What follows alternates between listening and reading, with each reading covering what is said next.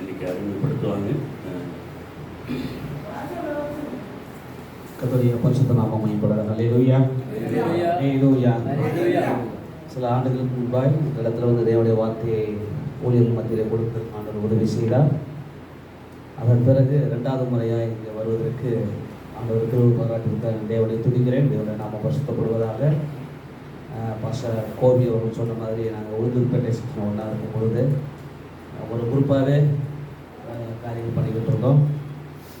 ஆண்டோடைய நாம மையப்படட்டும். சமீப காலமாக நான் என்னுடைய ஊழிய காலத்திலிருந்து மாற்றப்பட்டு வேப்பனப்பள்ளி அப்படின்ற பகுதியிலே கர்த்தருடைய ஊழியத்தை செய்து கொண்டு வருகிறேன். தேவனுடைய நாம மையப்படுவதாக. நம்ம மத்தியில் இருக்கிற பாஸ்டர் பேரின்பராஜ், ஐசக் பேரின்பராஜ் அவர்கள் வந்து நல்ல நண்பர். அதுக்கு பிறகு அவர் ஒரு தேவ மனுஷன், எனக்கு நல்ல நண்பர். நாங்கள் இருக்க நிறையா ஒரு 6-7 சர்ச்சஸ் உண்டு. அதில் வந்து கொஞ்சம் நாங்கள் நேரங்கள் செலவு பண்ணுறதும் பேசுகிறதுக்கும் காரியங்களை பகிர்ந்து கொள்வதற்கும் நல்ல ஒரு நண்பர். அடுத்து அவர் ஒரு நல்ல ஒரு தேவ மனுஷன். வெளியில் எங்கேயும் போக மாட்டார். பாசஸ் மீட்டிங் தவிர அவர் ஒரு இடத்த தவிர வெளியில் எங்கேயும் போக மாட்டார். அதான் உண்மை. அந்த நல்ல ஒரு தேவ மனுஷனை அங்கே போய் சந்திப்பதற்கு ஆண்டவர் திறவு கொடுத்தா அதுக்காக தேவனை துடிக்கிறேன். மற்றபடி பாஸோட பிரசங்கத்தை இதுவரைக்கும் நானும் கேட்டதில்லை. தானே உங்களோடு சேர்ந்து இன்னைக்கு தான் நானும் கேட்க இருக்கிறேன். ஒரு நல்ல ஒரு தேவ மனுஷர் அப்படிங்கிறதை ஒரு பக்கம் இருந்தாலும் இன்னும் ஒரு காரியத்தை சொல்லணும்னா நல்ல ஒரு டெக்னீஷியன். அவர் நல்ல ஒரு டெக்னீஷியன். அவர் சர்ச் வேலை பார்த்துருக்குறாரு. அங்கே போய் இருக்கும்போது பார்த்துருக்குறேன். நம்மளாம் இந்த மாதிரி போட்டு தான் பார்த்துருக்குறோம். அவங்க சர்ச்சில் போய் பார்த்தீங்கன்னா கீழே தகரம் தெரியும், தகரத்துக்கு மேலே கம்பி கட்டியிருப்பாங்க, அதுக்கு மேலே காங்கிரீட் இருக்கும். அந்த மாதிரி தான் பண்ணிருக்காரு. நாங்கள் போய் பார்த்துருந்தனால அது தெரிஞ்சு. இப்போ நான் இருக்கிற சபையுடைய அந்த மேற்கூரையெல்லாம் எனக்கு முன்னாடி இந்த பாஸோடு சேர்ந்து பாஸை தான் அமைச்சு கொடுத்துருக்குறாங்க. அவர் சொன்ன பிறகு தான் தெரியும் எனக்கு. அதன் பிறகு அவர் இடத்த போய் பார்த்த பிறகு தான் அவருடைய காரியங்களை தெரிந்து கொள்ள முடிந்தது. அந்த நாளிலே அவர்கள் நம்ம மத்தியிலே இருந்து மிகுந்த மகிழ்ச்சி. அவங்க தேவனுடைய வார்த்தையை கொண்டு வருவார்கள். நாம் தேவனுடைய வார்த்தையை கேட்போம். அவருடைய செய்திக்கு பிறகு நான் பாஸ்டர் ஏற்கனவே பேசியிருக்கேன். ஒரு 2 காரியம் பேச வேண்டியிருக்கு. அதை பேசுவதற்கு ஐயா அனுமதிச்சாங்கன்னா அதை நான் பேசுகிறேன். ஆண்டோடைய நாம மகிமைப்படட்டும். கரங்களை தட்டி அவரை வரவேற்கலாம். என்னை வரவேற்றதுக்காக நன்றி செலுத்துகிறேன். நான் தமிழ்நாட்டுக்காரன் இல்லை, கர்நாடகா. சரிங்களா? தமிழ் படிக்கவும் தெரியாது. ஆனால் தாய்மொழி தமிழ் தான். என் அம்மா ராணிப்பேட்டை, என் அப்பா வேலூர். நான் பிறந்தது கர்நாடகா.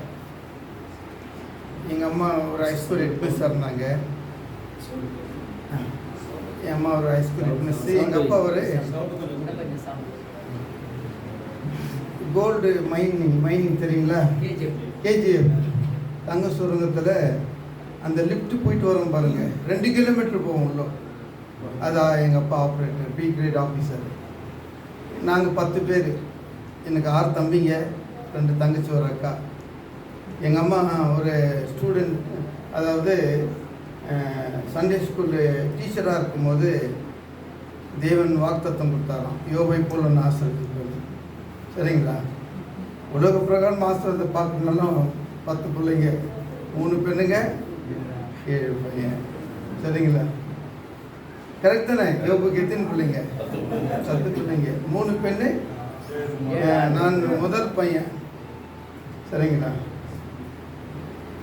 சின்ன வயசுலேயே நான் பிறந்த உடனே சாக்க கிடக்கிறேன்னா எங்கள் அம்மா சொன்னாங்க, எங்கள் பாட்டியெல்லாம் சொன்னாங்க, 3 மாத குழந்தையிலே ரத்த பீதினால் பாதிக்கப்பட்டு காப்பாற்றவே முடியல.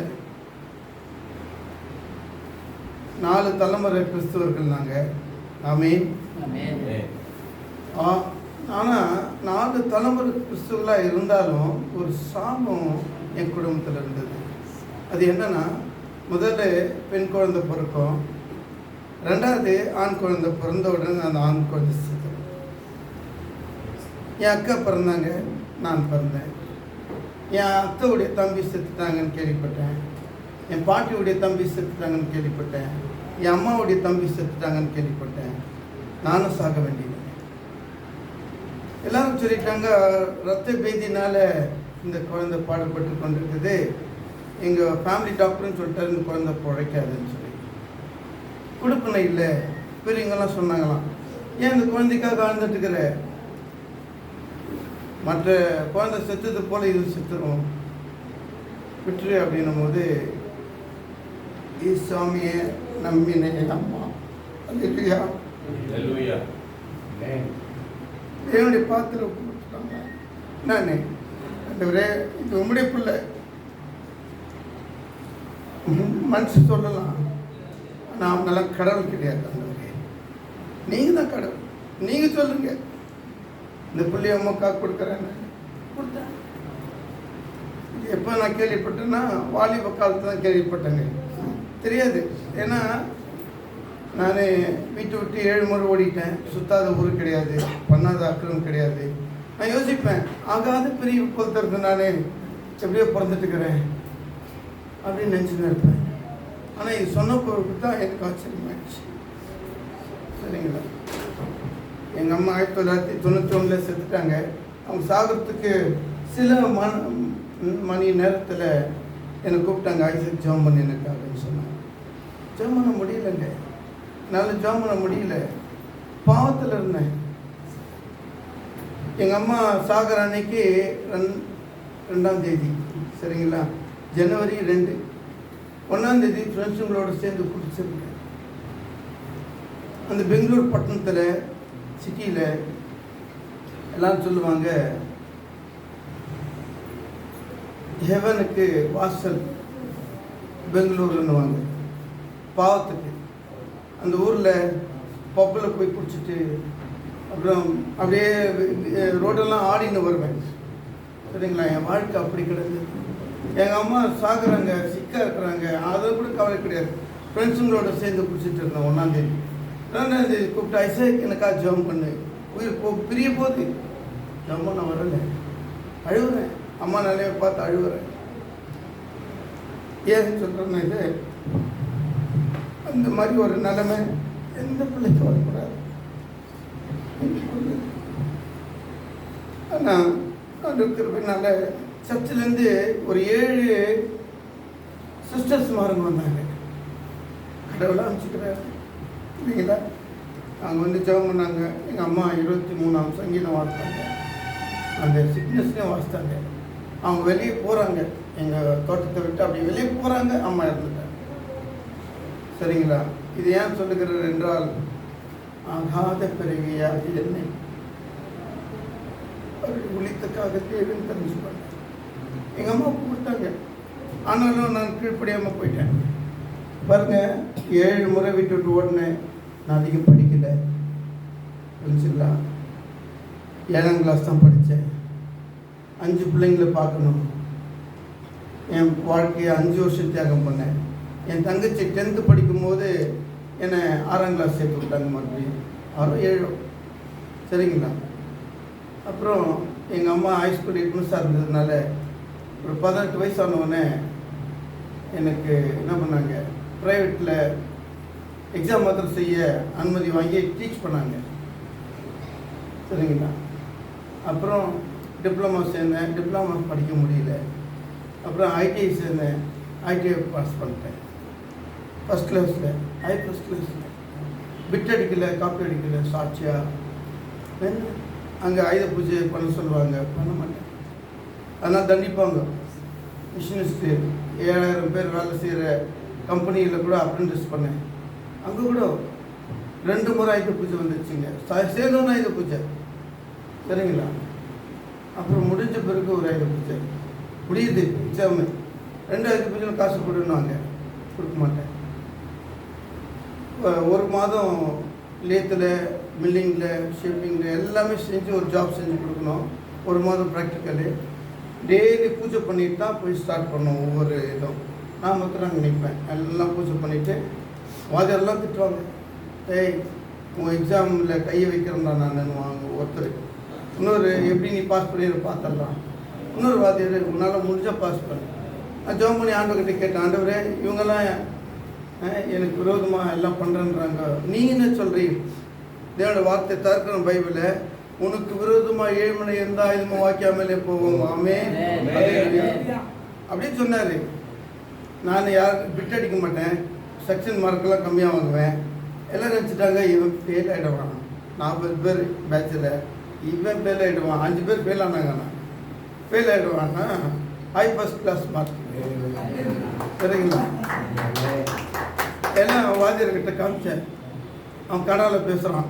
கூபே ஏன்னா கூபேனா என்னன்னா அந்த முட்டுக்கண்ணு பொண்ணு உட்காந்து இருப்பேன். என்ன இவ்வளோ மார்க் எடுத்துக்கிறேன் நன்றான்.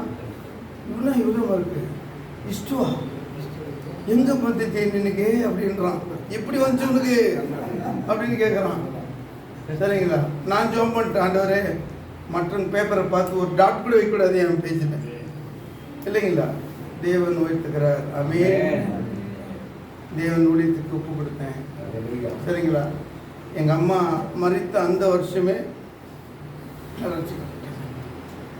1991 ஆண்டவர் நிறைய முறை அடித்தார். எங்கள் அப்பாவுக்கு சொன்னேன். எங்கள் அப்பா அடித்து ரத்தம்லாம் வர மாதிரி அடித்து போட்டு உள்ளி கட்டிட்டான்னு சண்டை போட்டார். என்னதுக்கு? ஒரே இந்த என் பிள்ளை என் மனைவி இல்லாமல் நான் குடும்பத்தை பார்க்கணும், இவன் தான் பார்க்கணும், இவனை உழைத்துக்கு அனுப்புகிறான்றீங்க. இவன் வந்து சண்டை போடுவார். 9 வருஷம் கடந்து போயிடுச்சு. அப்புறம் 2001 எவ்வளோ கனவு செஞ்சு பார்த்தேன், ஒன்றும் நடக்கலை. 10 பேரும் கல்யாணம் இல்லை, வேலைங்க இல்லை. அப்படியே நானே தடையாக இருக்கிறத உணர்ந்தேன். ஆனால் எங்கள் அப்பா தான் உழைத்துக்கு அனுப்பணும்னு சொல்லி ஜெபம் பண்ணுக்கிறேன். சரிங்களா? சுற்றி உக்காந்துட்டோம். எங்கள் வீடு வந்து மைனிங் பங்களோ. ஒரு 4 சோஃபா ஒரே ரூமில் போடுவாங்க. அவ்வளோ பெரிய ரூமு. எல்லாம் தம்பி தங்கச்செல்லாம் உட்காந்துட்டுக்கிறாங்க. எல்லாம் சொல்கிறாங்க, அப்பா அனுப்புங்க, அண்ணன் உழைத்துக்கு அனுப்புங்கன்றாங்க. எல்லோரும் கெட்ட வார்த்தைங்கிறார். திட்டுறாரு. அப்படியே எல்லாம் பயந்துன்னு அப்படியே உட்காந்துக்கிறாங்க. அப்போ நான் எழுந்து மூட்டெல்லாம் கட்டி வச்சுட்டுக்கிறாங்க. ஒழித்துக்கு போவேன். அப்பா 9 வருஷத்துக்கு முன்னே கடவுள் அடித்தார். நீங்கள் என்ன பண்ணீங்க? அடித்து என்னை தட்டி நிறுத்திட்டீங்க. இந்த 9 வருஷமாக நான் உருப்படலப்பா. என்ன செஞ்சேன்னா வெறுமையாக இருக்குப்பா. நம்ம குடும்பத்தை பாருங்கள். ஒருத்தர் கல்யாணம் பண்ணேன், ஒருத்தருக்கு வேலை இல்லை. என்னை அனுப்புங்கப்பா ஒழித்து தேவன் ஆசீர்வதிப்பார் சொன்னேன். அப்போ என்ன பண்ணார் தெரியுங்களா? எங்கள் அப்பா நான் சொன்னேன், ட்ரெயின் வரும்போது நீங்கள் அனுப்பலன்னா நான் போகவே மாட்டேன். நீங்கள் அனுப்புனா தான் போவேன். ட்ரெயின் வரும்போது என்ன சொல்கிறீங்க? நான் போட்ட வேணாவா போனார். என்ன சொன்னார்? ரைட்டு தலையாட்டினார். உடனே ஜாப் பண்ணிட்டு காலை பண்ணிட்டாங்க. சரிங்களா? 25வது வருஷம். ஆமென். என்னுடைய ஊழியத்தை செஞ்சுட்டு வராங்க. வேப்பனப்பள்ளியில் கிருஷ்ணகிரியிலேருந்து ஒரு 20 கிலோமீட்டர் அந்த இடம். அங்கே ஒரு பெரிய சர்ச்சு கட்டியிருக்கிறேன். மேலே ஒரு இன்ஸ்டியூட் கட்டுனுக்கிறேன், ஐடிஐ இன்ஸ்டியூட். நான் படித்த ட்ரேடு மாதிரி அங்கே உள்ள வாலிபர்களுக்கெல்லாம் சத்தியத்தை கொடுக்கும்படியாக அவங்க கிளாஸில் அப்போ அவங்கள சேர்த்து அந்த 2 வருஷம் படிக்கிறானுங்க இல்லையா, அதுக்குள்ளேயே அவனுங்கெல்லாம் ரட்சிப்பு போட்டு வெளியே போகணும். ஒரு லைசன்ஸ் ஜெபம் பண்ணுங்க. 40க்கு 40 ஒர்க் ஷாப் கட்டுனுக்கிறேன். மேலே தியரிட்டிக்கல், கீழே வந்து ப்ராக்டிக்கல். பைபிள் காலேஜில் நான் படிக்கும்போது எனக்கு ஃபாரின்லேருந்து வருவாங்க ப்ரொஃபஸர்ஸ். அவங்களுடைய போதையினால் வில்லியம் கேரியை பற்றி சொல்லுவாங்க அவங்க. அப்போது எனக்கு ஒரு எண்ணம் வந்தது, யாருக்கிட்டையும் பணம் வாங்கக்கூடாது. ஏன்னா வில்லியம் கேரி யாருக்கிட்டையும் வாங்கலை, எந்த ஸ்தாபனத்துலேயும் வாங்கலை. he was a father of new mission. you believe it? நம்புறீங்களா? father of new mission. England பேர் கொடுத்தாங்க. ஏன்னா யாருக்கு பணம் வேணான்ட்டார் இங்கிலாந்துலேருந்து. சரிங்களா? அவரு உழைத்தை கொண்டு 30 மொழிகளில் பைபிளை டிரான்ஸ்லேட் பண்ணாங்க. அல்லேலூயா. வாங்கலை, யாருக்கிட்டையும் பணம் வாங்கலை. ஏன்னா நம் தேவன் பெரியவர். நான் ஒரு ஸ்தாபனத்தில் இருந்தேன் 11 வருஷம். பெங்களூரில் மாரத்தலியில் பாஸ்டர் இருந்தேன் 4.5 வருஷம். ஊட்டியில் 3 வருஷம். அப்புறம் சென்னை, அப்படியே திருநெல்வேலி 6 வருஷம். அப்படியே பாருங்கள், ஊட்டியில் இருக்கும்போது யாரும் என்னை பார்க்க மாட்டாங்க. எங்கள் தலைவர் வந்து 1 மாதம் தங்கி ஜிபிக்கிற இடம் அது ரிசார்ட்டு. 2 ஸ்விம்மிங் பூல் இருக்கும், 30 கெஸ்ட் ஹவுஸ் இருக்கும். நானே என் மனைவி போனது தான் இருப்போம். சரிங்களா? எங்களை விசிட் பண்ணுறதெல்லாம் யானை விசிட் பண்ணோம், புலி விசிட் பண்ணோம். அப்புறம் இது என்ன சிறுத்தை 2 நாயை தூக்கின்னு போயிடுச்சு. சிறுத்தை வந்து என் மக காம்பவுண்ட் கிட்ட போயிட்டு அப்படி எடுத்து பார்த்துட்டு, டாடி 1 2 3 4 5 6 7 டுடே டாடி 7 கரடி வந்துருக்குது டாடி என்றான். வெட்டி பார்த்துட்டு அந்த மாதிரி இடத்துல எங்கள் ஊழியக்கார் ஜாஷுவா டேனியல்னு சொல்லிட்டு டிவிலெலாம் ப்ரீச் பண்ணுறது பார்த்துருப்பீங்க. தலையாட்டினே பண்ணுவார். டெய்லி அவன் ஷோல்டர் மேலே கை வச்சு வாக்கிங் போவார். எல்லா சத்தியத்தையும் போதிக்குவார். என்னெல்லாம் கடவுளுக்காக செய்யணும். அந்த ப்ரிவிலேஜ் எனக்கு கிடைச்சது மகா பெரியது. ஏன்னா இப்போ ஸ்டூடெண்ட் கேம்ப் என் மகளிர்னு போயிருந்தேன். 10,000 ஸ்டூடெண்ட்ஸ் வந்திருந்தாங்க ஒரே இடத்துல 5 நாள். பார்த்தீங்களா, அந்த மாதிரி ஸ்தாபனத்தை ஸ்தாபித்த ஒரு தேவ மனிதன். அவருக்காக நான் அவருக்கு உழைக்கணும் ஆண்டவரே. அவர் உயிரோடு இருக்கிற வரைக்கும் உழைக்கணும், இல்லை நான் உயிரோடு இருக்கிற வரைக்கும் அவருக்கு ஹெல்ப் பண்ணணும். லட்சக்கணக்கான ஜனத்தை ஆதாயம் பண்ணுவார் அப்படின்னு சொல்லி உதவி பண்ணுவேன். அவர் சொல்லுவார், I say something is walking I like this side and that side இந்த நைட் அப்படின்வாரு. போய் பார்த்தா கரடி அடிச்சிருப்போம். சரிங்களா, நைட்டெல்லாம் காவல் காப்போம். சரிங்களா, அப்படி வச்சார் ஆண்டவர். ஒரு ஊழியக்கார் வந்தார். அப்போ காசு என்கிட்ட இல்லை. ஒரு 1500 கொடுப்பாங்க மாதத்துக்கு. அது 900 ரூபா குழந்தைக்கு பால் சரியாக போடும். 600 ரூபாய் வச்சு கணவன் பண்ணி சாப்பிட்ணும், பெட்ரோல் போட்டு ஊழியம் பண்ணணும். மலைங்களில் குறும்பாஸ் மத்தியத்தில் மலைச்சாதி மக்கள் மத்தியில் போய் ஊழியம் பண்ணணும். என் மாமனார் மாமியார் இருந்தால் அவங்களுக்கு அட்லீஸ்ட் 100 ரூபாய் கொடுக்கணும். சரிங்களா, என்னால் ரொம்ப கஷ்டம். என் மாமியார் ரொம்ப ஏழை. சரிங்களா, நான் என்ன பண்ணுவேன்னு தெரில. ஒரு ஊழிக்காரர் வந்தாருங்க. அந்த ஊழிக்காரை, அங்கிள் ஒரு 1000 ரூபாய் கொடுங்க அங்கிள், அடுத்த மாதம் கொடுத்துட்றேன் அங்கிள் அப்படின்னு. இந்தா தம்பி கொடுத்துட்டாரு. சரிங்களா, ஊருக்கு போனேன். யாரும் காசு கொடுக்கல, யாருக்கிட்டையும் கேட்க மாட்டேன். God trained me in such a level that I should not ask anybody. Amen. யாரும் ஆண்டத்தை கேட்கணும், யாரையும் கேட்கக்கூடாது. புரிஞ்சுங்களா, அப்படி ட்ரெயின் பண்ணார் ஆண்டவர். அதனால போனேன். தம்பி 500 ரூபாய் கொடுத்தான். அவன் பைக்கை கொடுத்தான். பெங்களூர்லேருந்து ஸ்கூல் நடத்திருந்தோம் பெங்களூரில். அங்கேருந்து ஊட்டிக்கு பைக்லேயே பண்ணிட்டேன். ஸ்டவ்வை கட்டிக்கின்னு, சிலிண்டரை கட்டிக்கின்னு, துணிங்களை கட்டிக்கின்னு, ஏன்னா வாழணும். சரிங்களா, வந்தால் அந்த 500 ரூபாய் காலி, பெட்ரோல் போட்ட காலி. அந்த அங்கிள் வந்தார். தம்பி 1000 ரூபாய் அப்படின்னாரு. அங்கிள் அடுத்த மாதம் கொடுத்துட்றேன். சரி தம்பி அப்படின்ட்டாரு. திருப்பி அடுத்த மாதம் பார்த்தா ஒன்றுமே இல்லை ஜோப்பில். சரிங்களா, திருப்பி கேட்டார். அங்கிள் அடுத்த மாதம். என்னையா நீ அடுத்த மாதம் தனி போட்டுலே இருக்கிறேன். கண்ணாமண்ணன் தீட்டிட்டு போயிட்டாருங்க. ரொம்ப துக்கம் தாங்க முடியல. அது பெரிய ரிசார்ட்டு, ஸ்விம்மிங் பூலு, பெரிய டைனிங் ஹால், 100 பேர் உட்காரலாம். சரிங்களா, எங்கள் தலைவர் அதை வாங்கி போட்டு மிஷினரிங்களை கொண்டாந்து அங்கே தங்க வைக்குவார். 1 மாதத்தில் மேப் பெருசாக இருக்கும். நான் தான் போட்டு விட்டேன். எந்த இடத்துக்கு நீ ஊழியம் போகணும் காமிக்குவார். ஒருத்தரையும் காஷ்மீர் போ, பாம்பே போ, இங்கே போ, குஜராத் போ அப்படின்னு காமிக்குவார். கப்புலா அவங்க கணவன் மனைவி அந்த இடத்துக்கு கூட்டிகிட்டு போவாங்க. முதல் போய் வேலை தேடுவாங்க, அப்புறம் ஊழியத்தை ஸ்டார்ட் பண்ணுவாங்க. சரிங்களா, அந்த மாதிரி அந்த டைனிங் ஹாலு நைட்டு என்ன பண்ணேன், அதெல்லாம் நடந்து தூக்கமே வரல. வேதனை 1000 ரூபாய் கொடுக்கணும். ஜம் பண்ணே இருந்தேன். அப்போ தான் ஆண்டவர் உணர்த்தினார். என்ன உணர்த்தினார்னா, கோலும் தடியுமா யார் போனான்? யாக்கோபு. ஆபிரகாம் எப்படி வந்தான் ஊருக்கு? தானா ஊருக்கு வெறிமே தான் வந்தான். ஆபிரகாம் சொல்கிறான், ஆண்டவரே மகன் என்ன ஆபிரகாமே உன்னை ஆசீர்வதிக்கிற இன்னத்துக்கு ஆண்டவரேன்றான். நீ ஆசீர்வதிக்கே வம்சம் இல்லை இல்லையா? அங்கே இருக்கிறவங்க என்ன சொல்கிறாங்க, எங்களுக்குள்ள மகாபிரபுனின்றாங்க. அப்போ தான் நான் சொன்னேன், ஆபிரகாம் ஆசீர்வதித்த தேவன் என்ன ஆசீர்வதிக்க உன்னால முடியாதா? கண்டிப்பாக முடியும் ஆண்டவர் என்ன ஆசீர்வதி. நானே என்ன சொல்லணும், போதாண்டவர் ஆசீர்வாதம்னு சொல்லணும். இன்னும் நான் சொல்ல, நான் போதாண்டவர் ஆசீர்வாதம் சொல்லணும். அது மட்டும் என்னை கை விடாதீங்க சொல்லி ஜெபம் பண்ணேன். இப்போ நான் ஓட்டுனுக்கிற காரு 14வது கார். ஆமே. அங்கே 2 காருக்கு நான் நிறுத்தினேன் ஊட்டிலேயே. எங்கள் தலைவர் கார் நிற்கும், பக்கத்தில் என் கார். அவங்க குறுகளை சொல்லுவாங்க, என்னாலையா நீ தலைவர் கார் பக்கத்தில் இருந்து காரை கூட நீ வச்சுக்கிறேன் அப்படின்னு. நான் இருக்கிறது யாரும் காட்டல, இந்த காரில் தான் அவருக்கும் பொருள் வாங்கிட்டு வரணும் சொல்லி சமாளிப்பேன். 14வது கார் இப்போ வாங்குறது நான். சரிங்களா, தேவன் ஒருத்தரை உயர்த்தணும்னா எப்படி உயர்த்த வரான்? சரிம்மா, நீங்கள் ஒரு பையன் சொன்னான், அவன் டென்டல் காலேஜ் தற்கொலை பண்ணிக்க ட்ரெயினுக்கு ஓடினான்.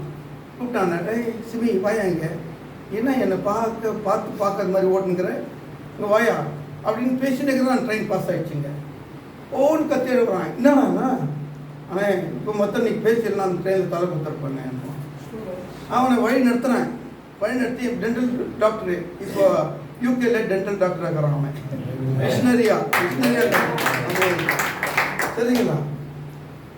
அப்படி நான் வழி நடத்தினேன். அவன் வந்து திடீர்னு சொன்னான், அண்ணே ஊழியத்துக்கு அழைப்பு இருந்துச்சு அவனுக்கு, நான் ஊழியமே செய்ய மாட்டேன்னே. நான் ஏன்டா அப்படி சொல்கிற? இல்லை, உன் வாழ்க்கையை பார்த்தேன், தர்தல வாழ்க்கையாக்குது.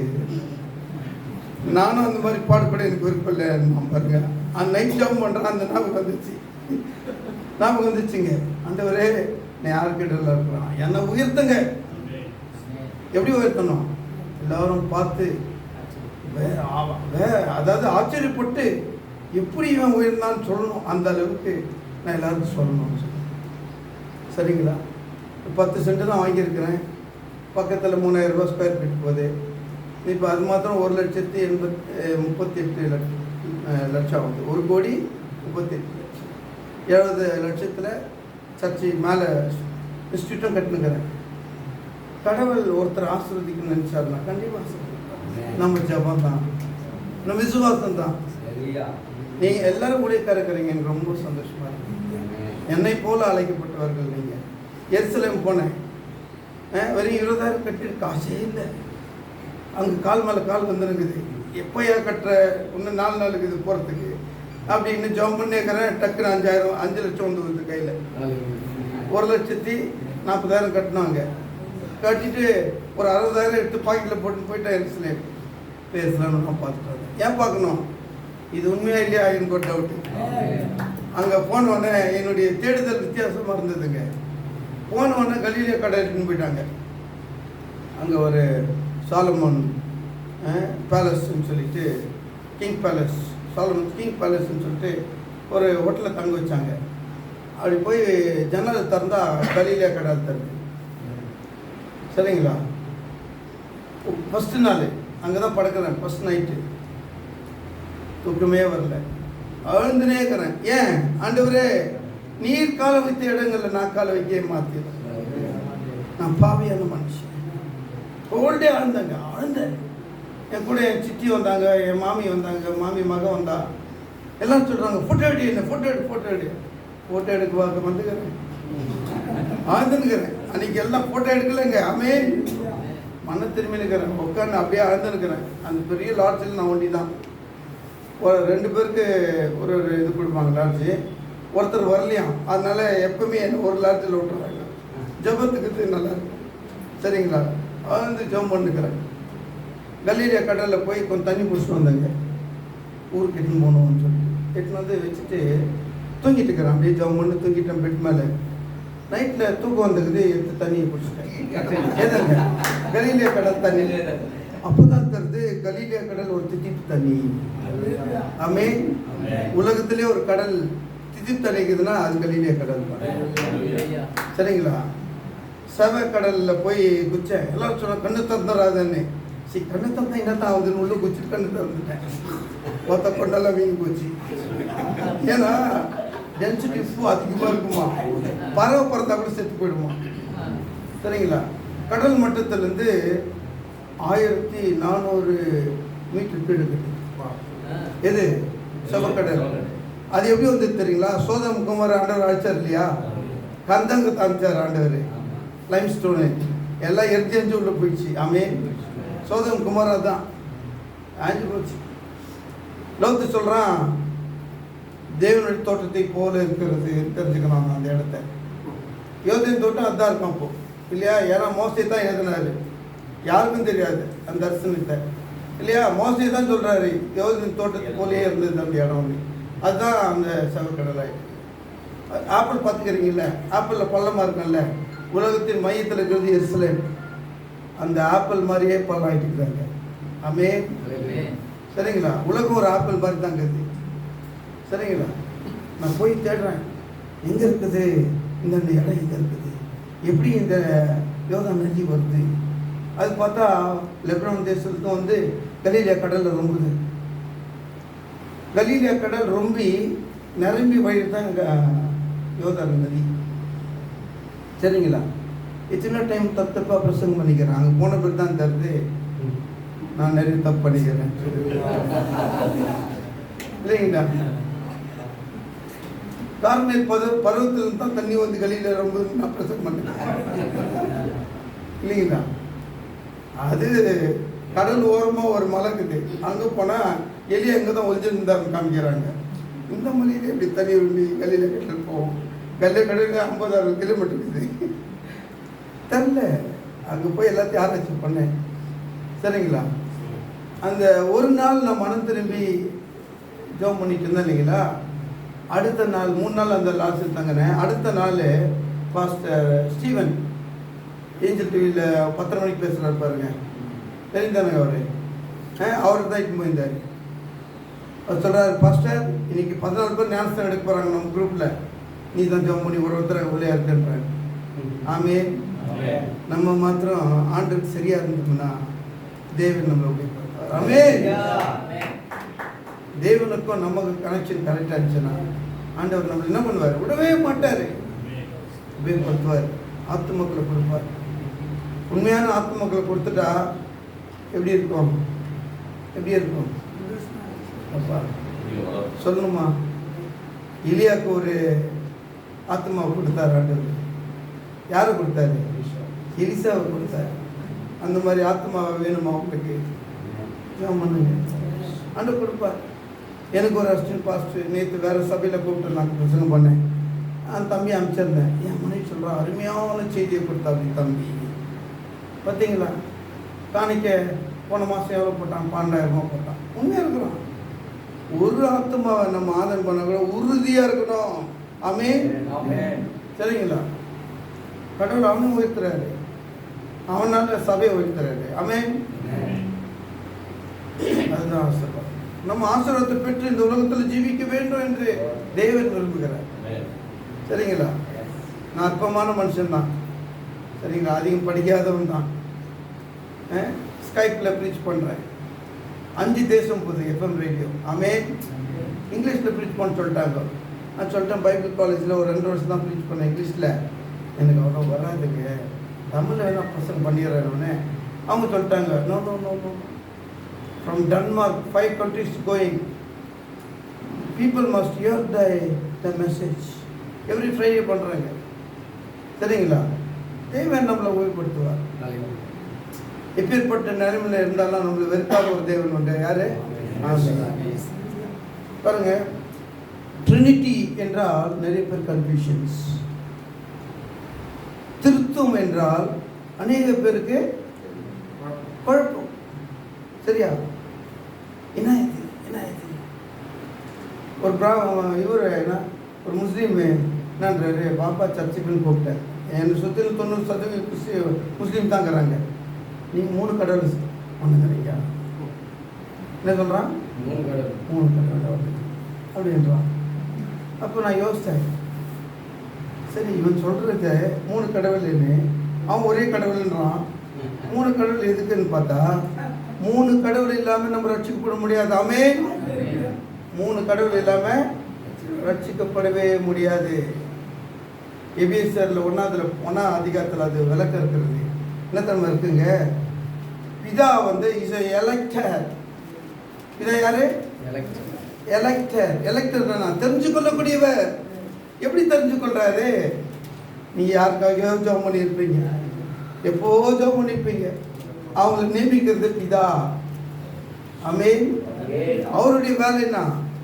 நியமிக்கிறது. நியமிச்ச உடனே என்ன பண்ணுறாராம்? குமாரன் கல் கொடுக்குறாராம். எப்பா உங்க ரத்தத்தினால கழுவா இருந்த நபர் என்ன சொல்றாரா?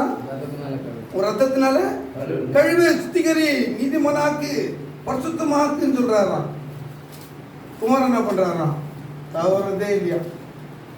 அதனால தான் அவர் பரலோகத்துக்கு எடுத்துக்கொள்றதுக்கு முன்பாக சொல்றாரு, பிதாவே நீ கொடுத்த யாவருக்கும் உமைக்கு வார்த்தை கொடுத்த. எல்லாரும் அஞ்சுக்கிறாங்க, ஒரே ஒருத்தனை தவிர. யார் அவன்?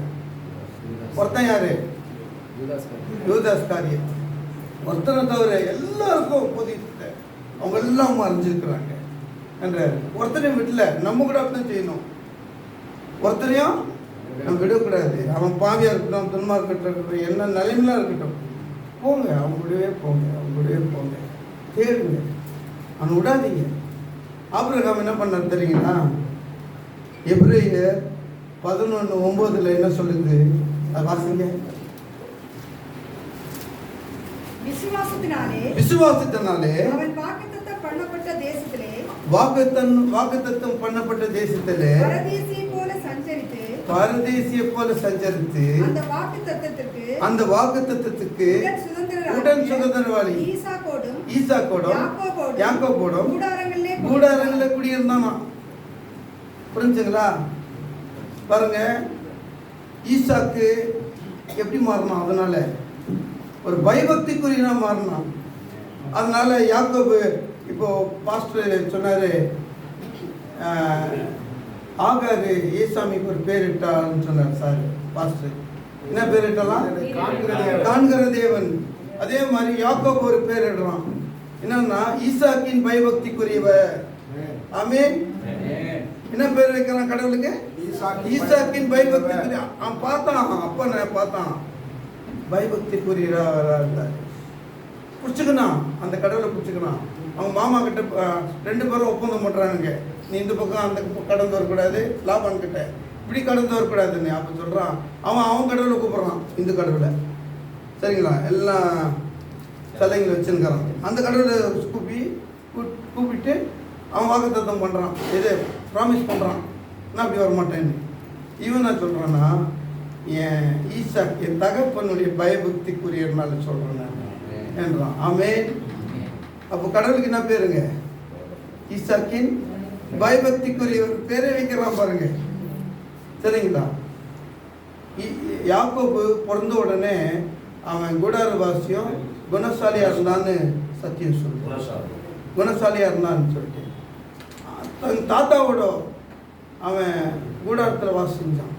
இது எப்படின்னு நான் ஆராய்ச்சி பண்ணி பார்த்தபோது, ஆபிரகாம் சாகும்போது 175 வயசு, ஈசாக்கு பிறந்தபோது 100 வயசு, ஈசாக்கு கல்யாணம் ஆகும்போது 140 வயசு, ஈசாக்குக்கு 20 வருஷம் குழந்தை இல்லை, குழந்தை பிறகும்போது 160 வயசு ஆபிரகாமுக்கு.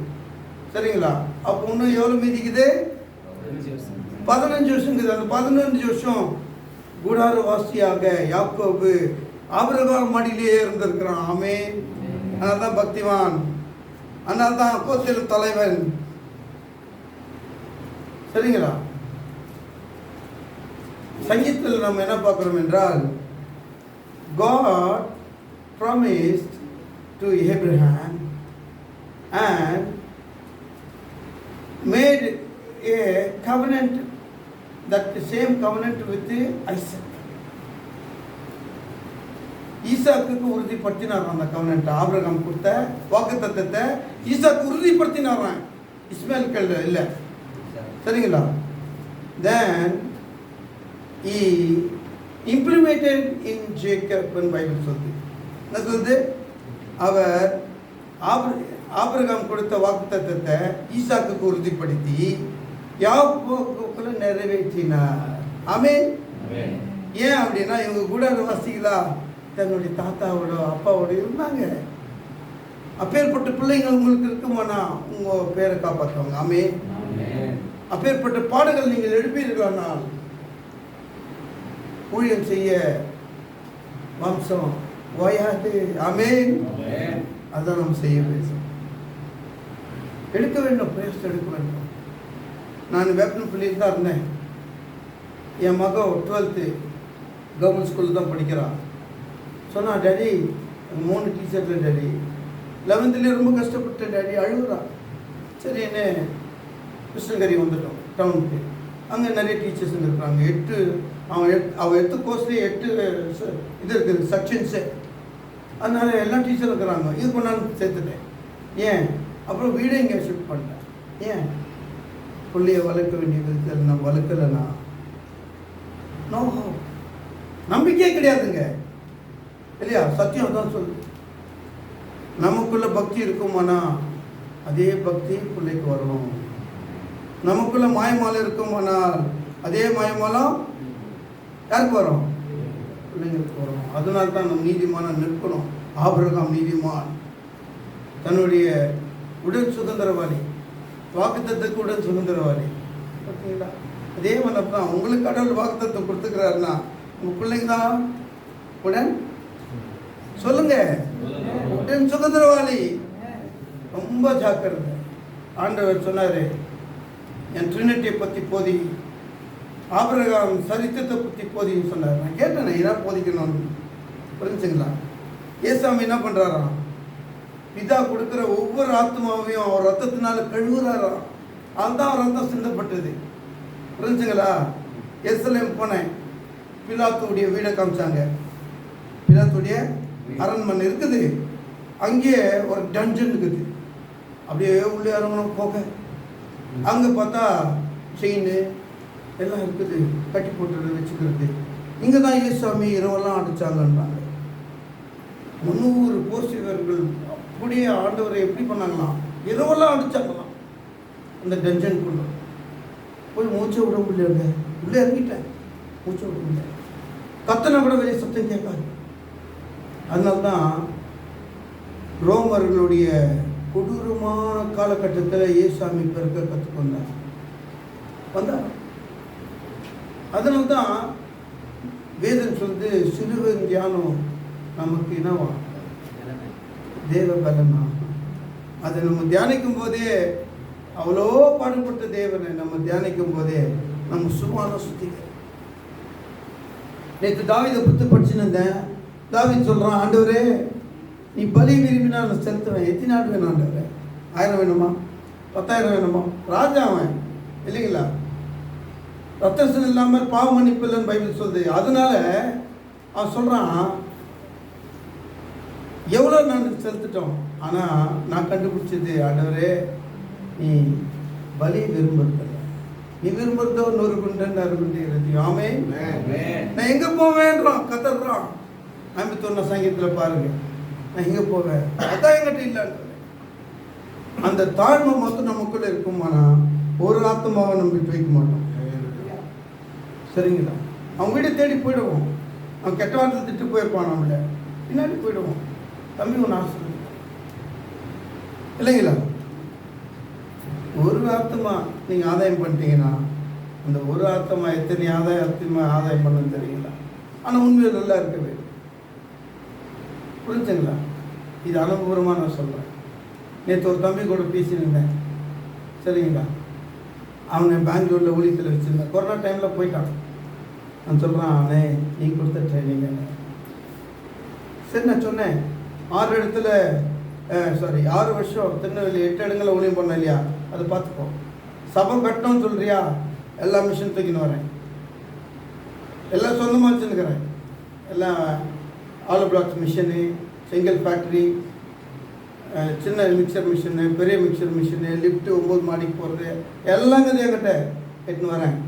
சர்ச்சு கட்டி கொடுத்துருவேன் சொன்னேன், புரிஞ்சுங்களா? உண்மையுள்ள அவன் ஊழியம் பண்ணுக்கிறான். தேவன் அழைச்சார், அவன் ஊழியத்தின் மூலியமா ஊழியம் பண்ணுக்கிறான். அண்ணே தேவ சித்தத்தை செய்ய கற்றுக் கொடுத்தீங்க, நான் தான் செஞ்சுக்கிறானே. நேற்று பார்த்தீங்களா, நம்ம அதை தான் செய்ய வேண்டுங்க, உருவாக்கணும். சீஷர் உருவாக்கணும், எங்கே போய் செஞ்சாலும் செய்யட்டும் இல்லைங்களா? நம்ம ஆண்டவர் நிமித்தம் ஏதாவது செய்யும். பாருங்கள், நம்ம தேவனிடத்தில் பெற்றுக்கொள்ளலாம், நீங்கள் ஒன்றும் செய்ய முடியாது. அந்த இரவு மறக்க முடியாது. ஜெபம் பண்ணிட்டேன், அப்போது தேவன் என்ன பண்ணாரு? ஆசீர்வதிச்சுனே இருக்கிறார், சரிங்களா?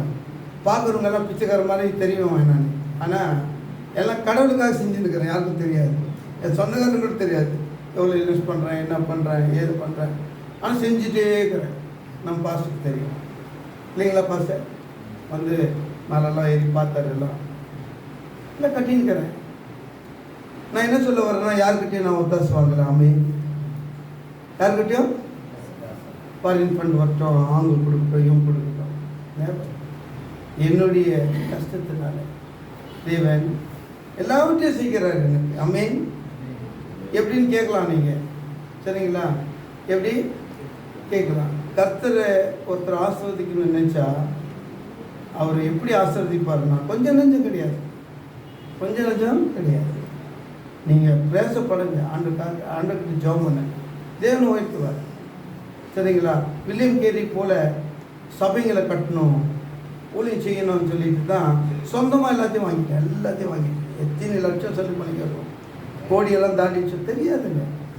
ஆனால் நம்ம கடவுளுக்காக ஆண்டவர் கொடுக்குற ஜீவனை கடவுளுக்காக நம்ம செலுத்த வேண்டும்.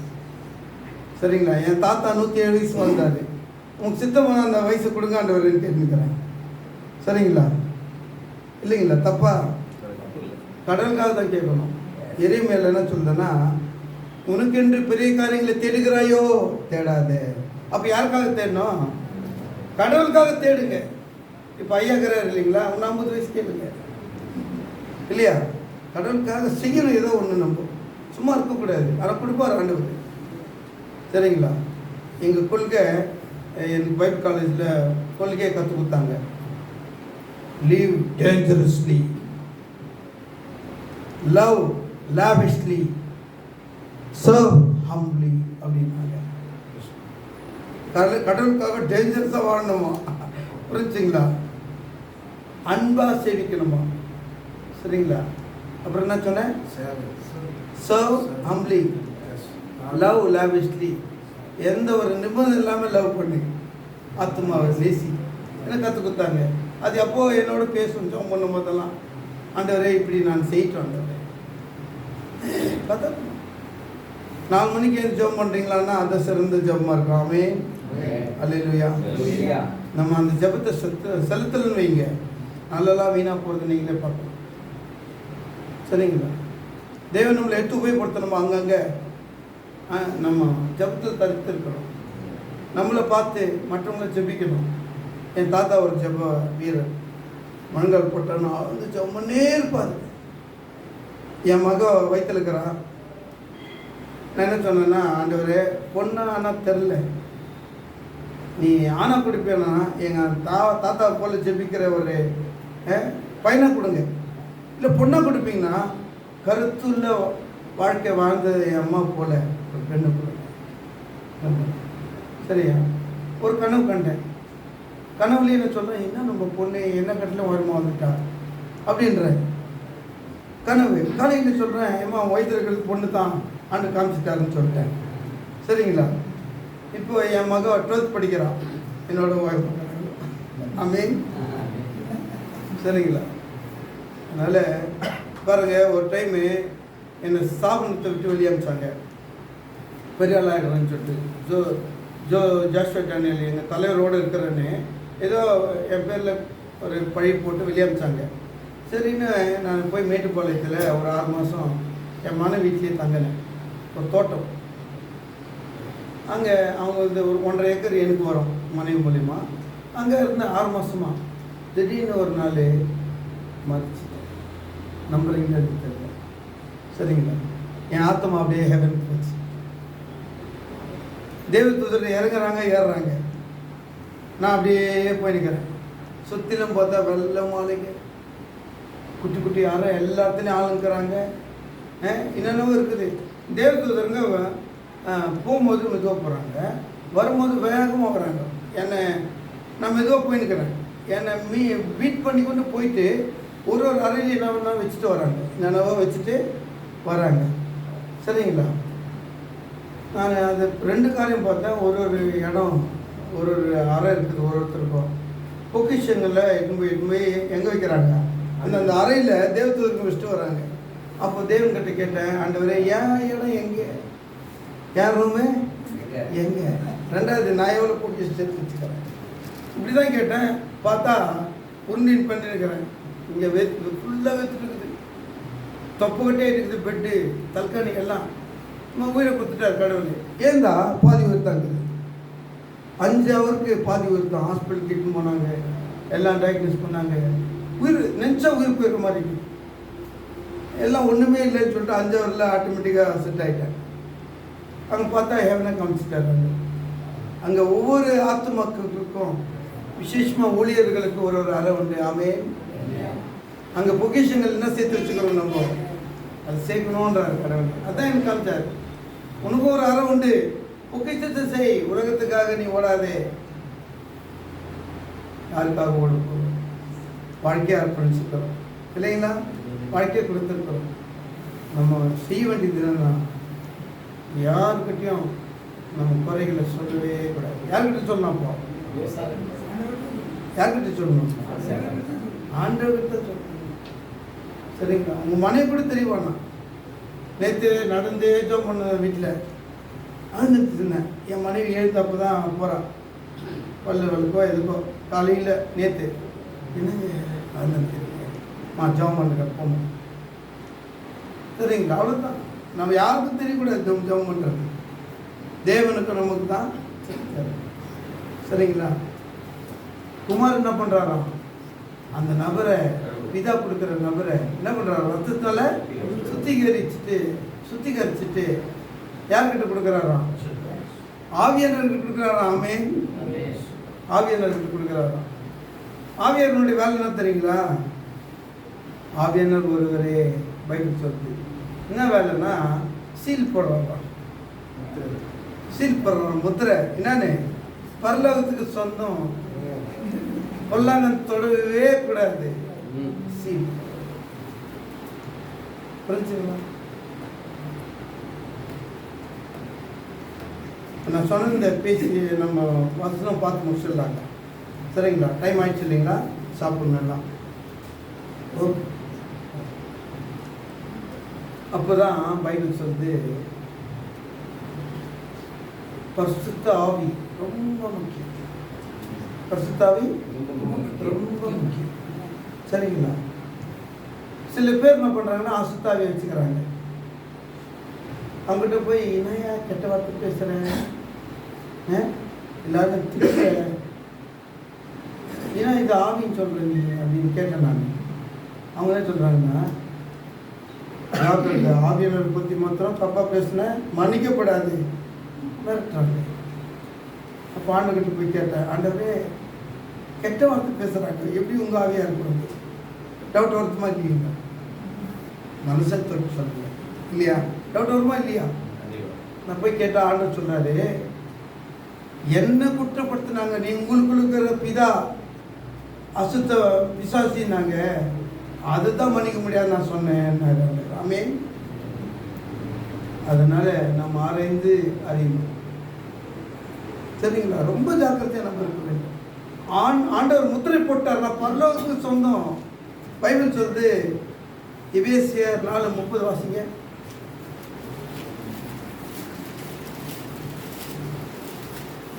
சத்தமா வாசிக்கலாங்க. அன்றியும் நீங்கள் மீட்கப்படும் நாளுக்கென்று முத்திரையாக பெற்ற தேவனுடைய பரிசுத்த ஆவியை துக்கப்படுத்தாதீங்க. ஆமென். துக்கப்படுத்தவே கூடாது. முத்திரையா பெற்றுக்கிறோம்.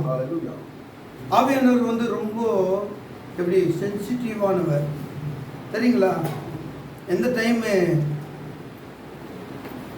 சிம்சனை விட்டு போனான்னு தெரியல, எந்த டைமு சவுலை விட்டு போனாருன்னு தெரியல. புரிஞ்சுங்களா? ஆவியானவர் சென்சிட்டிவானவர். அதனால துக்கப்படுத்தாதுன்னு சொல்றாரு பைபிள்ல. You are sealed by the Holy Spirit. Right? You are a special person. நீங்க you are belongs to heaven.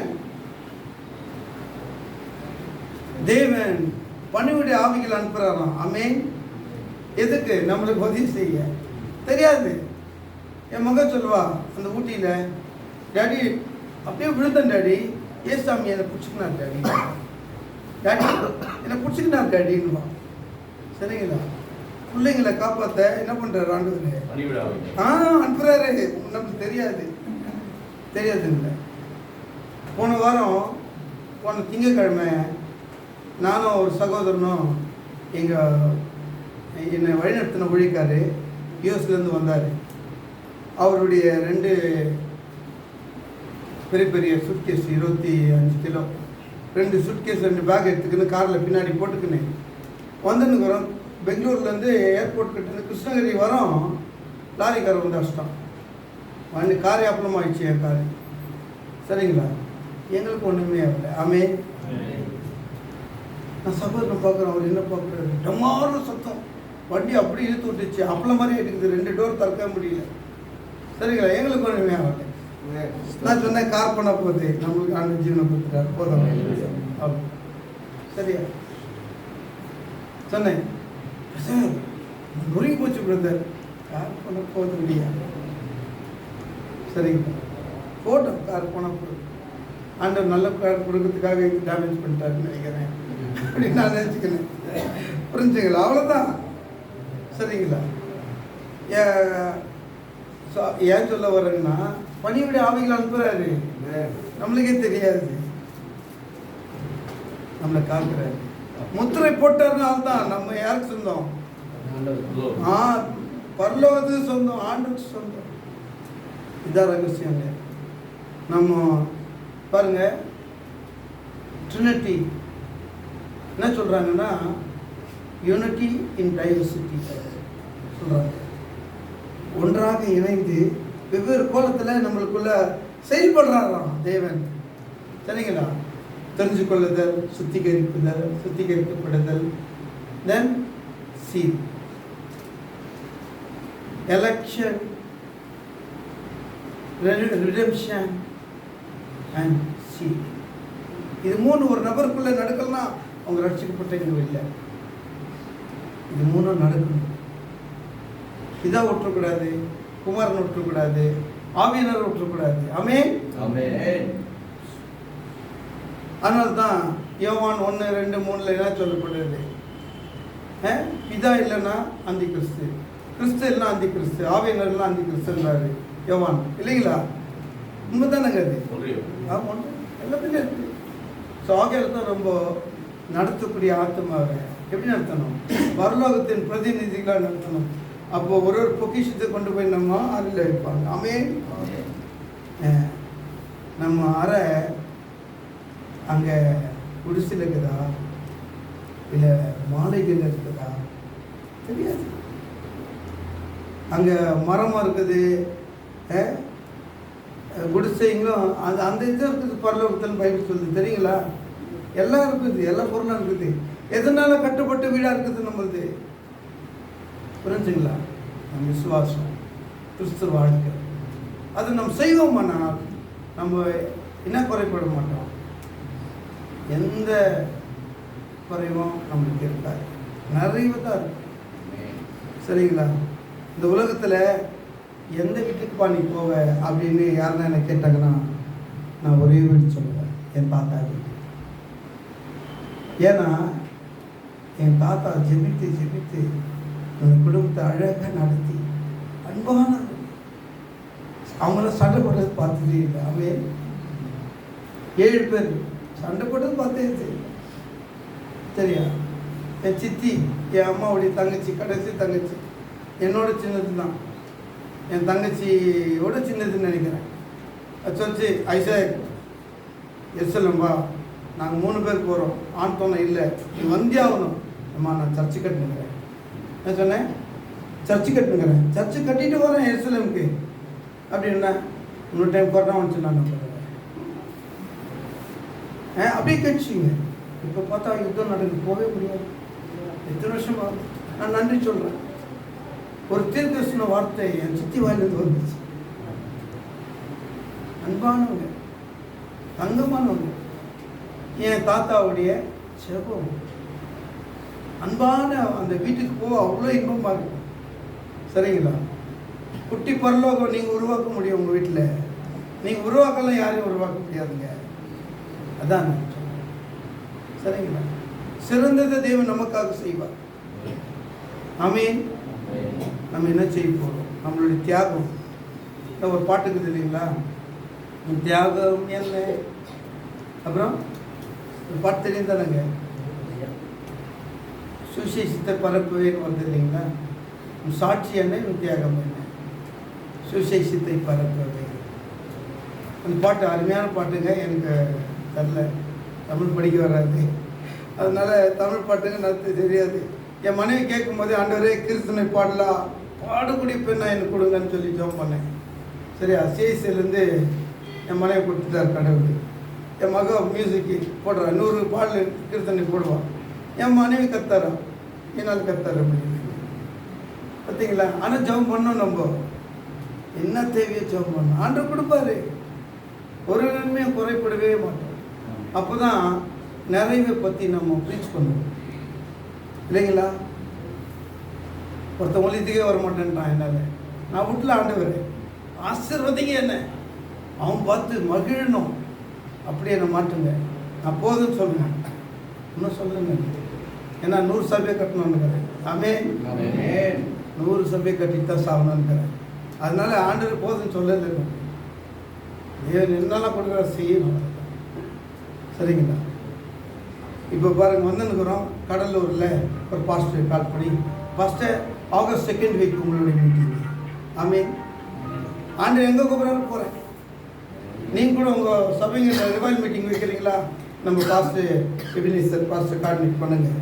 சரிங்களா. ரிவைல் மீட்டிங் நாங்கள் நடத்தி கொடுக்குறோம், செல்வம் நாங்கள் பார்த்துக்கோம். சபாவில் இருக்கணும். ஆமென். சபாவில் இருக்கணும், அவ்வளோதான். தேவனுடைய நாம உயர்த்தப்படணும். சரிங்களா. சத்தியத்தை கற்றுக்கணும். எருசலேம் போயிட்டு வந்துக்கிறேன், என்ன கேள்வி கேட்டாலும் பதில் சொல்ல முடியும். ஆமென். சந்தோஷமாக இருக்கிறேன். சரிங்களா. சவக்கடல்ன்றாங்க. அப்புறம் அந்த ரெட்சி என்ன சொல்கிறாங்க தமிழில், சிவசமுத்திரம்ன்றாங்க. ஏன் சவக்கடல்னால் அங்கே ஒரு மீன் கூட இருக்காது, ஒரு பூச்சி கூட இருக்காது, செத்து போன கடல். சைடில் பார்த்தா அந்த ரெட்சி பக்கத்தில் பார்த்தா ஃபுல்லாக அந்த இந்த கல்ஃப் கண்ட்ரிலேருந்து இஸ்ரேல் கண்ட்ரி வரைக்கும் மலைங்க. அந்த ஓரம் தான் கடல். பார்த்தா எல்லாம் ரெட்டு கல், சிகப்பு கல். அதனால என்ன சொல்கிறாங்க, ரெட்சின்றாங்க. தமிழில் என்ன சொன்னீங்க, சிவந்த சமுத்திரம். சரிங்களா. ரெட்டாக இருக்கிறனால தான் இதெல்லாம் வந்து நம்ம கற்றுக்கணும். என்ன கேள்வின்னா கேளுங்க, என்னென்ன டவுட்டை எழுதி வச்சுங்க, என் ஃபோன் நம்பர் வாங்கின்னு கேளுங்க, நான் ஆன்சர் பண்ணுறேன். உங்கள் சபைங்களுக்கு சொல்லுங்கள். கடவுள் எனக்கு கற்றுக் கொடுத்த பாடம். ஆமென். 4 தலைமுறை கிறிஸ்டின். என் தாத்தாவுடைய அப்பா சிஎஸ்ஐ போதகர். இது தக்கம்பாளையம் சொல்லிட்டு ஒரு இடம். அப்புறம் இது முக்கந்தராயபுரம் ரயில்வே ஸ்டேஷன் பின்னாடி என் மாமா ஒரு ஸ்கூலை கட்டி வச்சுக்கிறாங்க. அங்கேருந்து மதுரைப்பாக்கம்னு சொல்கிறாங்க. அங்கே ஒரு தாத்தா என் ஆலயத்தை கட்டினேன், தேவனுடைய ஆலயத்தை கட்டி சிஎஸ்ஐ அப்போ தான் சிஎஸ்ஐயாக மாறுது. ஆலயத்தை சிஎஸ்ஐ கொடுத்துட்டார். சரிங்களா. என் தாத்தாவுடைய அப்பா சிஎஸ்ஐ போதகர், அவருடைய அப்பா மிஷினரி. எங்கேயோ வெள்ளைக்காரங்களோட போய் அங்கேயே செத்துட்டாராம். அவர் பாடி கூட வரலையா. அவங்க மச்சாங்கிட்ட கொடுத்து ஆண்டர் போட்டு போயிட்டாங்க. அந்த ஆசீர்வாதம் எங்கள் தலைமுறை தாங்குது. நீங்கள் செய்கிற ஆசீர்வாதம் உங்கள் தலைமுறை தாங்கும். ஆமென். ஆண்டவர் சும்மா விட்டுற மாட்டார், குடும்பத்தை ஆசீர்வதிப்பார். சரிங்களா. அருமை போதகர் ஐயா வணக்கம்.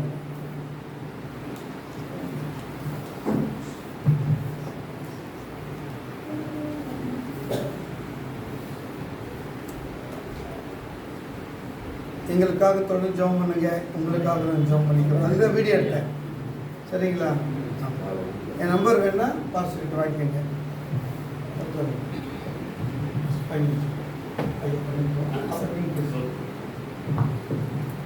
எங்கள் பரலோக பிதாவே, நாங்கள் நன்றியோடு வைத்திருக்கிறோம். உங்களுடைய பரிசுத்த நாமம் மையப்படுவதாக.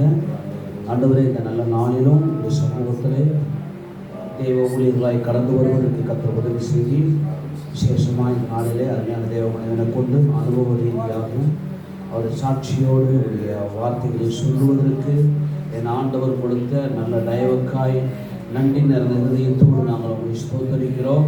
ஆண்டவரே, இந்த கலந்து கொண்ட ஒவ்வொரு தேவ பிள்ளைகளையும் ஆண்டவரை ஆசீர்வதிக்கும்படியாக ஜெபம் பண்ணுகிறோம். உங்களுடைய நாமத்தை கர்த்தர் மையப்படுத்தும்படியாக ஜெபம் பண்ணுகிறோம். ஆண்டவரே, இந்த நாளிலே உடைய வார்த்தையை பகிர்ந்து கொடுத்த தேவ மனுஷனையும் அவருடைய குடும்பத்தையும் கர்த்தர் ஆசீர்வதியும், ஊழியர்களை கர்த்தர் ஆசீர்வதியும். ஆண்டவருடைய கிருபை உண்டாகும்படியாய் நாங்கள் ஜெபம் பண்ணுகிறோம். சரீரங்களுக்கு தேவையான நல்ல சுகத்தையும் பலனையும் ஆண்டவரை தரும்படியாய் வேண்டுகிறோம். இன்னும் அநேக தேவ மனிதர்களுக்கு பிரயோஜனமான பாத்திரமாக இருப்பதற்கு என் ஆண்டவர் உடைய மகனை எடுத்து பயன்படுத்தும்படியாய் ஜெபம் பண்ணுகிறோம். உங்கள் நாம மையப்படுகிறதற்காய் நன்றி. இயேசு கிறிஸ்து நாமத்தில் வேண்டுகிறோம். ஜெபம் கேளும் என் நல்ல பிதாவே. Amen. Praise the Lord. Hallelujah. ஆண்டவருடைய பரிசுத்த நாமம் மகிமைப்படுவதாக. நல்ல அனுபவத்தோடு நல்ல சாட்சியுள்ள செய்தி கேட்கும்படியாய் அந்த தந்த கிருபைக்காக கர்த்தருக்கு ஸ்தோத்திரம். இப்பொழுது ஒரு சில அறிவிப்புகள் மாத்திரம். பாஸ்டர் குமார் ஐயா இருக்காங்க.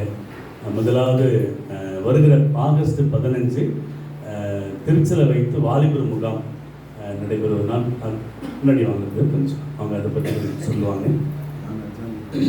அது பிற்பாடு டைம் நமக்கு இல்லாத ஒரு 5 நிமிடம் மாத்திரம் எடுத்துக்கிட்டா நல்லா இருக்கும். சரி, முன்னாடி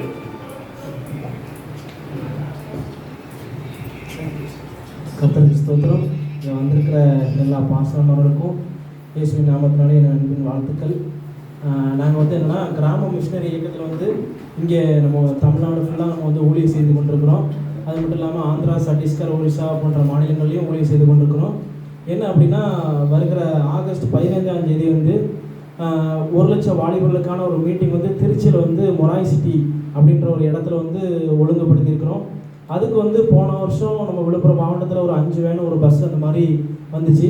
இந்த வருஷம் வந்து என்ன அப்படின்னா அன்று கிருபையில் வந்து இது வரைக்கும் ஒரு 15 வேனு 2 பஸ்ஸு அப்புறம் ஒரு காரு ஒரு ஆட்டோ வரைக்கும் அன்று கிருபையில் வந்து இப்பொழுது ஏற்பாடு செய்து கொண்டிருக்கிறோம்.